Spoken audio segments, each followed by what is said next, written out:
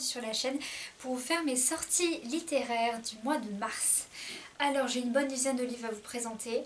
Là je vous tourne cette vidéo, nous sommes dimanche soir, je vais à Laval dès demain. Donc je vais essayer que le montage soit vraiment fait dans la journée de demain et que vous l'ayez demain dans la journée, soit vous l'aurez vendredi, je verrai comment je décalerai mes vidéos. C'est la fin de journée, hein, j'ai vraiment pas pris le temps de me maquiller ni quoi que ce soit et on fait cette vidéo tranquillement. Et puis je vais commencer tout de suite à vous présenter les titres qui ont attiré mon regard.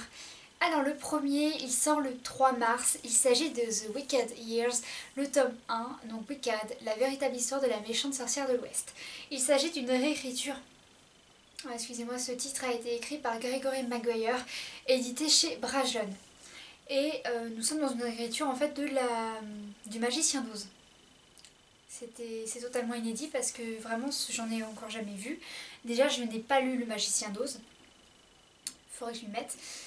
Mais en tout cas voilà, c'est un nouveau titre fantastique qui sort. Je l'ai déjà vu sur les chaînes anglophones et j'ai hâte de le voir du coup traduit en français et tout ça, et la couverture est très belle. Le second titre, il s'agit juste du coup d'une petite aparté. Le 3 mars, va sortir aussi Le Château dans le ciel de Hayao Miyazaki aux éditions Glénat. Donc c'est une sorte de comics book. Vous en avez un autre qui sort aussi sur Le Château dans le ciel. Et je voulais vous en parler parce qu'en fait, si vous aimez toutes les animations Ghibli, eh bien il y a des comics qui ont été sortis, des œuvres en fait de référence qui sont magnifiques. Je veux dire que ce soit en forme de bande dessinée ou même avec les croquis de l'illustrateur. C'est juste très beau et c'est très détaillé en fait sur les films d'animation. Ensuite, vous avez le 3 mars également la sortie poche de La dictatrice de Diane Ducret chez Flammarion. Je l'avais lu, je crois qu'il était chez Flammarion aussi, je l'avais lu la première semaine pour ma semaine d'essai que j'ai fait à la librairie, donc en juin dernier. Je l'avais lu parce qu'ils en avaient reçu pas mal et il fallait que je me fasse un avis sur ce titre. C'était ma première lecture féministe.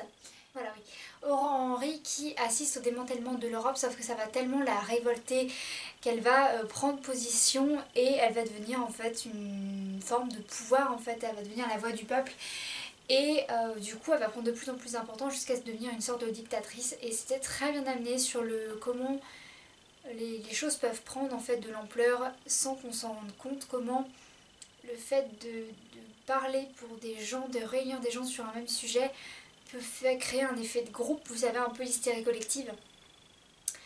Et celui-ci il est vraiment très intéressant sur la position de la femme et aussi sur le positionnement de la société, ce qu'on souhaite vraiment dans la société. Il était assez dense mais très bien écrit, très délicat quand même parce qu'il est assez féminin au niveau de l'écriture, j'ai trouvé. C'était mon premier livre de Diane Ducret et je ne le regrette pas du tout. Je vous mets dans la barre de description le lien pour aller voir ma première vidéo lorsque je vous l'ai présentée, parce que là c'est vrai que j'ai plus trop les données de base. Alors ensuite, le 4 mars, vous avez le tome 2 d'un manga qui est adorable, qui est Le Renard et le Petit Tanuki de Mitagawa, qui va sortir chez Gaon. Et c'est vraiment un manga pour les enfants, pour les Kodomo, avec un dessin qui est très, vous savez, très aquarelle, très abstrait. Je sais pas pourquoi je veux dire abstrait à chaque fois pour ce type de dessin, mais il est fait limite à l'aquarelle. Il faudrait que je me renseigne d'ailleurs si c'est pas le cas. Mais moi je l'ai découvert le premier tome il y a quelques mois quand même de cela. Et je l'ai trouvé tellement adorable, tellement touchant. Et au niveau des titres qui sont disponibles pour les enfants, il n'y en a pas beaucoup dans les mangas, en tout cas des qui marchent aussi bien. Et Le Renard et le Petit Tanuki, ça fait plaisir de voir un nouveau titre qui est aussi beau et aussi chouchou que Chi par exemple arriver dans le secteur du manga. Ensuite, le 4 mars, vous avez Glacé de Christine Ferret-Fleury qui va sortir aux éditions Scrinéo, qui est un roman un peu de pas post-apocalyptique, mais plutôt apocalyptique tout court, qui est une réécriture dystopique et une réécriture aussi du conte d'Anderson je vais y arriver, de la Reine des Neiges, où on va voir Kay et Sana qui sont dans une terre glacée, qui vont se réfugier dans leurs souvenirs, tout ça, qui vont essayer de se protéger du désespoir et sont face aussi à la mort, sont face au froid. Il y a pas mal de petites choses, mais en tout cas, voilà, c'est une réécriture de la Reine des Neiges sous forme vraiment de romans avec deux héros qui sont assez connus, que j'ai reconnus dans le conte. Mais celui-ci m'a intéressé surtout pour sa réécriture. Et à mon avis c'est un petit pavé quand même, mais voilà. La Reine des Neiges, j'ai lu le conte d'Andersen, il était très beau, très différent de la version Disney bien sûr. Mais du coup sortir une réécriture comme ça peut être très intéressant.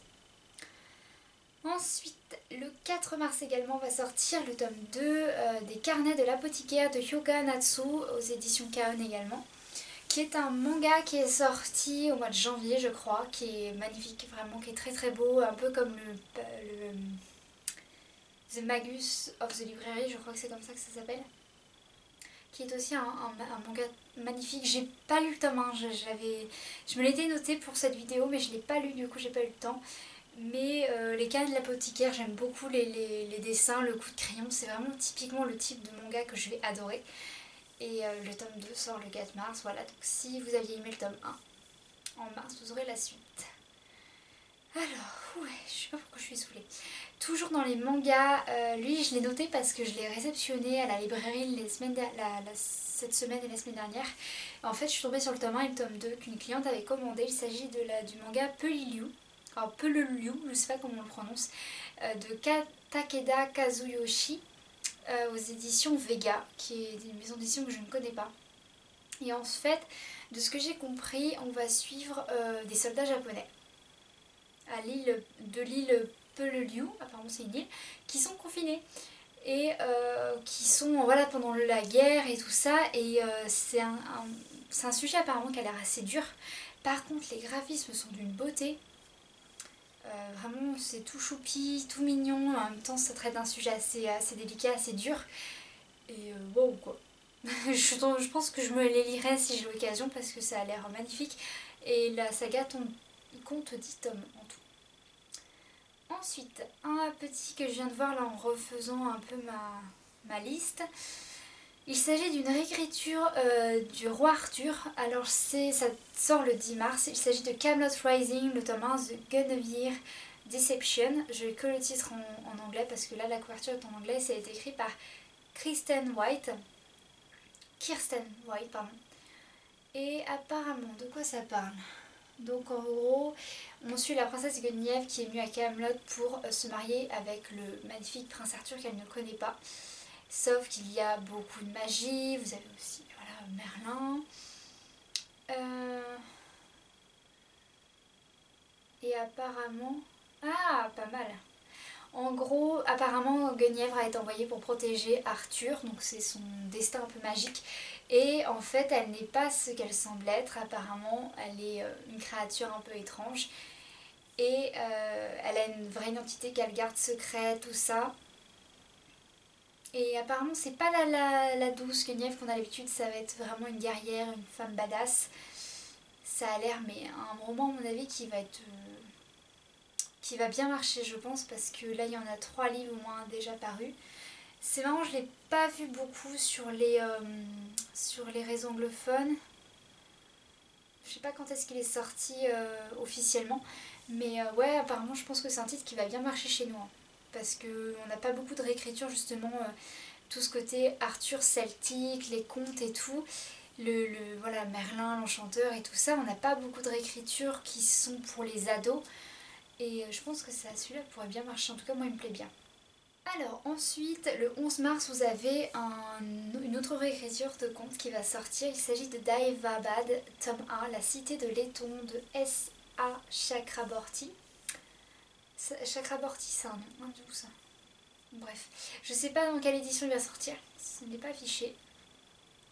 Et nous sommes sur une réécriture des Mille et une nuits. Donc on est sur la cité d'Airain, on va croiser la femme d'argile, l'homme de feu, et en fait apparemment on va être dans une sorte de royaume oriental magique, avec une arnaqueuse qui a des pouvoirs de guérison, entre une personne aussi qui n'a jamais cru à la magie. On va vraiment, j'ai pas le mot exact, mais on va vraiment naviguer dans un monde oriental avec le côté très orient, très mille et une nuits, safran, les épices, le désert. Ça a l'air d'être pas mal du tout. Les mille et une nuits, je l'ai pas encore lu ce conte-là. J'ai vraiment envie de me le lire. J'ai trouvé des très belles éditions d'ailleurs. Mais du coup, une bonne réécriture qui est très prometteuse. On a 3 livres qui existent. La couverture aussi est très belle. J'ai qu'une traduction perso pour celui-ci. Il va y avoir évidemment une romance entre un guerrier et Nari qui est une arnaqueuse. On a les djinns aussi qui sont cités, qui sont des sortes de créatures du désert. Ouais, ça me rappelle un peu Robal du désert. Dit comme ça, je pense qu'on va être un peu dans le même feeling, mais plus sur le truc des contes à mille et une nuits, mais il a l'air trop bien sûr. En fait, tout à l'heure j'ai revu un peu parce que je l'ai fait début mars, celui-ci je l'ai préparé début mars. Et voilà, je voulais repréparer là tout à l'heure pour voir certains titres que je n'avais pas vu sortir. Et là j'en ai vu d'autres qui sont parus, qui ont l'air super bien. Alors celui-ci, le 17 mars, vous avez la librairie de Wigton de Shaun Beatle qui va sortir et qui est édité par les éditions Autrement. Donc ça parle de livres, voilà. Et on est dans une petite bourgade du sud-ouest de l'Écosse qui compte un pub, une église et une librairie. C'est la plus grande librairie de livres d'occasion du pays. Alors, vous avez de la Bible reliée du XVIe siècle au dernier volume d'Harry Potter.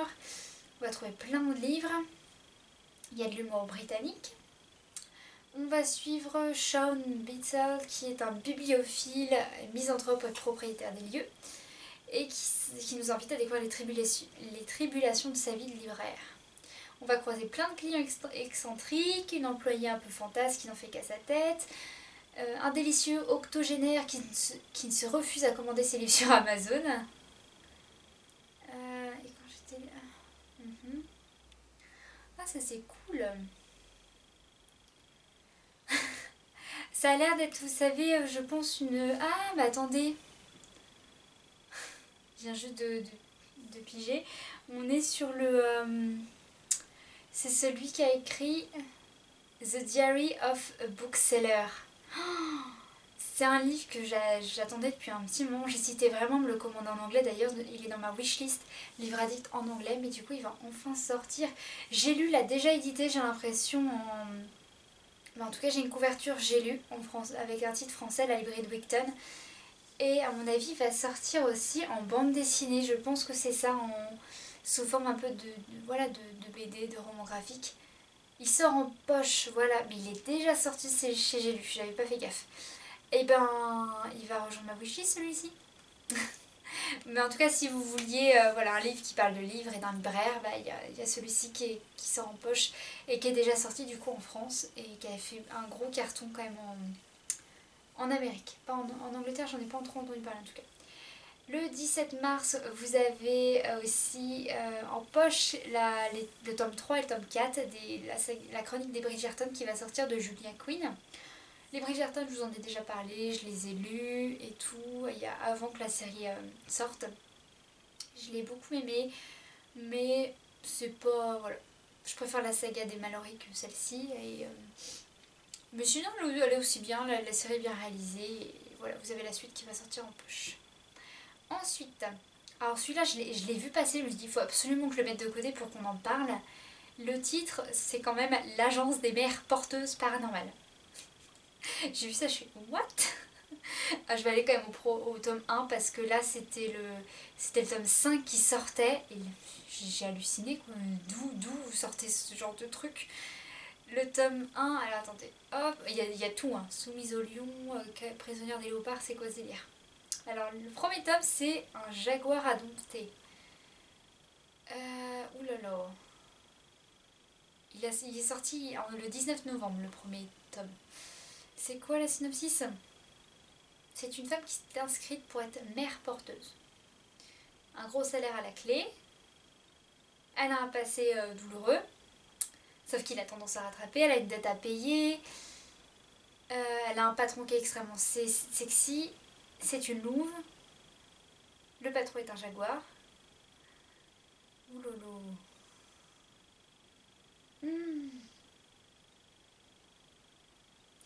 Je suis pas critique non plus au niveau de ce style d'ouvrage d'habitude, mais là...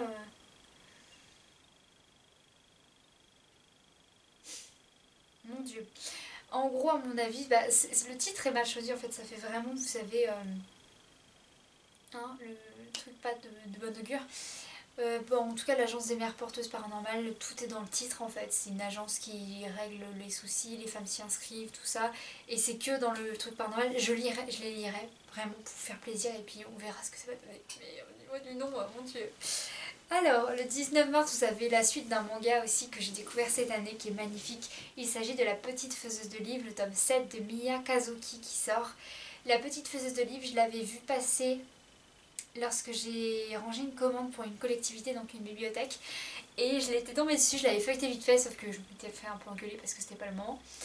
Et, et je m'étais promis que j'allais retourner dessus, et en fait, il y a 2 semaines, quand j'étais à Laval, je suis tombée dessus sur les scans en fait disponibles en anglais sur un site, et je les ai lus, je les ai enchaînés d'une traite, et j'ai adoré. C'est hyper émouvant, c'est délicat, c'est beau, ça parle de livres. Et j'ai juste adoré quoi. Et du coup j'ai commandé le premier tome pour l'avoir pour moi et je vais me commander les autres à chaque fois qu'ils vont sortir. Et j'aime bien quoi, ça parle de livres, ça parle d'une jeune fille qui est fan de livres et qui veut en faire parce qu'elle atterrit dans un monde où les livres n'existent pas. Et j'ai trouvé ça trop trop beau. Alors là c'est un livre qui va sortir le 25 mars. Il s'agit de La librairie de la seconde chance de Jackie Fraser. Je n'ai pas l'image. Et en tout cas l'image n'est pas disponible, j'essaierai de la trouver pour le montage. De toute façon tous les couvertures vont s'afficher par ici. Et là on va suivre Théa Mottram qui vient d'être licenciée et quittée par son mari. Elle se réfugie en Écosse où elle a hérité d'une maison et d'une importante collection de livres anciens de la part d'un lointain grand-oncle. Et là elle va découvrir les habitants chaleureux, à l'exception bien sûr de un libraire hyper maussade à qui elle voudrait vendre sa collection. Mais son ressentiment envers lui va bientôt changer. Et voilà, une histoire d'amour très prometteuse autour des livres. Celui-là aussi va me plaire. Et là, il y en a un petit dernier que j'avais noté parce que tout était dans le titre. Hein. C'est La Passeuse de mots, le tome 1 de A.G. Twice, qui va sortir le 31 mars. Je n'ai pas la maison d'édition là non plus. Et là, nous sommes dans le royaume de Hélios où les mots ont un pouvoir, celui de créer, d'équilibrer puis de détruire le monde. Lorsqu'on les prononce, aucun retour en arrière est possible. Aria, une jeune fille de la capitale, est passionnée de livres. Alors, elle en dévore chaque mot, sauf qu'elle est loin de se douter qu'elle est la clé pour sauver son royaume. Voilà, voilà. Et les mots se réveillent pour établir l'ordre dans le chaos, la vérité dans l'illusion. Ils attendent le rappel, celui de la passeuse de mots. Voilà, il y a des soucis en gros, et donc on a besoin de la passeuse de mots. Et il a l'air trop bien, et la couverture est magnifique avec un livre et tout. Bref, vous avez compris, hein, ça parlait de livres, donc ça pouvait que me plaire. Il y en a un autre qui va sortir, je ne l'ai pas noté. Normalement, c'est Anne Birthday. Je crois qu'il sort le 13 mars. En tout cas, c'est ce qui était annoncé dans ma librairie, et quand mes collègues ont commencé à faire le réassort. Ouais, il sort le 13 mars. Je crois que c'est ça. En tout cas, il sort en mars 1 et je l'ai commandé, voilà. Et je vois qu'il y en a un autre qui va sortir sur Hades qui s'appelle Go the Distance, qui est sorti le 6 avril, qui va sortir le 6 avril 2021 en anglais. Ouh. Enfin bref, là on est sur mars et On Birthday va sortir le 13 mars normalement. En tout cas, il sort en mars et c'est une réécriture de Alice au Pays des Merveilles en version Disney Hero, vous savez qu'ils ont refait toute leur écriture et j'ai trop hâte de le lire et de me le procurer. Voilà, j'ai une bonne petite dizaine, je sais plus combien j'en ai au niveau des livres là que j'ai à vous présenter. Si j'ai vu quoi d'autre aussi à vous parler, si, au niveau des sorties des mangas, il y a énormément de yaoi que j'ai lus en version anglaise qui vont sortir en français. Et j'avais dans l'idée de tous les reprendre, en fait tous ceux qui sont sortis et que j'ai déjà lus, et de vous faire une petite présentation rapide en fait, si ça vous tente que je fasse vraiment une vidéo là-dessus, sur les mangas yaoi. Je pourrais faire un conseil de lecture, du genre ceux que j'ai aimés, ou peut-être comment commencer justement le yaoi. Ça pourrait être une bonne idée, si vous tenez à ce que je fasse cette vidéo, mettez-le moi en commentaire. Ça pour l'instant je la mets comme projet, et si vraiment vous souhaitez que je la fasse, je la préparerai, je la tournerai. Voilà, en tout cas c'est tout pour les nouveautés de mars là qui me plaisent. Il y en a plein que j'ai loupé en fait et en même temps j'ai pas pu trop faire les sorties en ce moment, même si j'en vois arriver à la librairie régulièrement. Et puis voilà, en fait c'est tout. Je continuerai, j'essaierai vraiment de préparer ça tous les autres mois maintenant.